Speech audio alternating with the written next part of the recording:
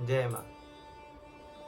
तो मित्रों, आज के इस वीडियो में हम बताने वाले हैं आपको कि क्यों चढ़ती है गणेश जी को दुर्बा, और दुर्बाओं में भी गणेश जी को 21 दुर्बा का गाठी क्यों चढ़ाया जाता है, इसके पीछे क्या कारण है, क्या कथा है, इसके विषय में आज का वीडियो है। तो इस सब चीज़ों को जानने के लिए आप हमसे इस वीडियो में अंत तक बने रहें।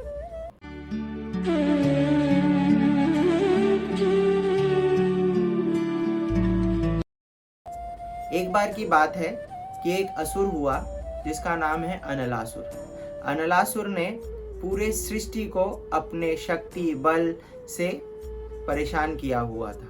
यहाँ तक कि स्वर्ग के देवता भी उसके उत्पात से परेशान होकर भगवान शिव जी और पार्वती जी के पास कैलाश भवन में गए। तो ऐसे में जब भगवान शंकर से इंद्रादि देवताओं ने प्रार्थना की और अनलासुर के उत्पात की बात को सुना दिया, तो भगवान शंकर बोले कि अनलासुर का वध केवल गणपति ही कर सकते हैं। ऐसे में सभी देवताओं ने भगवान गणेश से प्रार्थना की, गणेश भगवान की स्तुति की। तो ऐसे में भगवान गणपति ने अनलासुर को वध के लिए उद्यत हुए और वध के लिए जब गए, ऐसे में युद्ध करते करते जब अनलासुर को हराना मुश्किल हो रहा था, तो ऐसे में गणेश जी ने उसको अपने अंदर भक्षण कर लिया।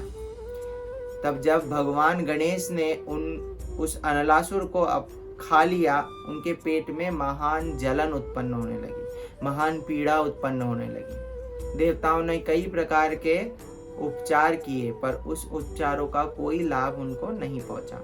जैसे वायुदेव ने अपने शीतल वायु चलाए, जिसके कारण उनके शरीर में उत्पन्न जलन समाप्त हो जाए, इसका कोई प्रभाव नहीं पड़ा। वरुण देव के जल का कोई प्रभाव नहीं पड़ा, इंद्रदेव के वर्षा का कोई प्रभाव नहीं पड़ा। ऐसे में देवताओं के पिता महर्षि कश्यप ने इस चीज के विषय में उन्होंने 21 दुर्बाओं का गांठ बना के भगवान गणेश जी को बोला, आप इसका सेवन कर लीजिए।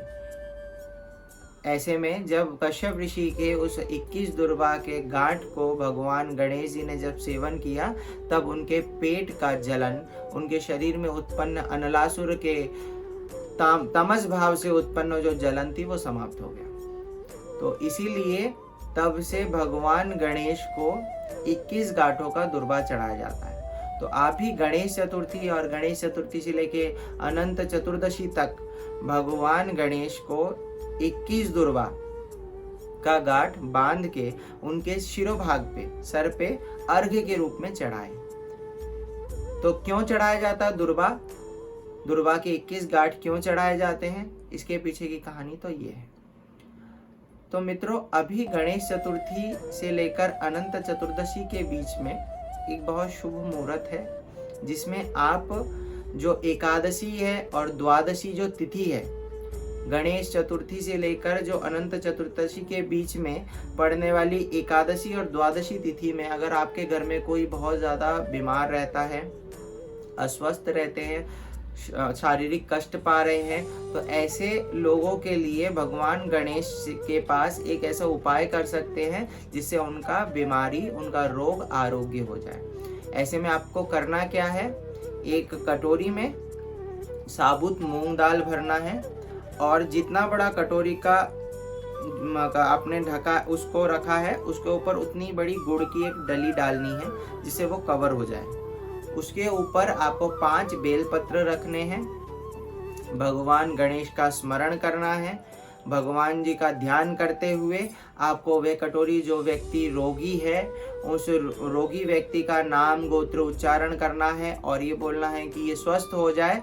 ऐसा करके उस व्यक्ति को क्लॉकवाइज, घड़ी के कांटे की तरह 21 बार उसके ऊपर से उतारा करना है, और सीधे मंदिर में चले जाना है, गणेश जी के मंदिर में। गणेश जी के सीधे हाथ की तरफ, जो ये सीधा हाथ है जिसमें वरदान होता है, सीधे हाथ की तरफ उस कटोरी को नीचे जमीन पे रख देना है।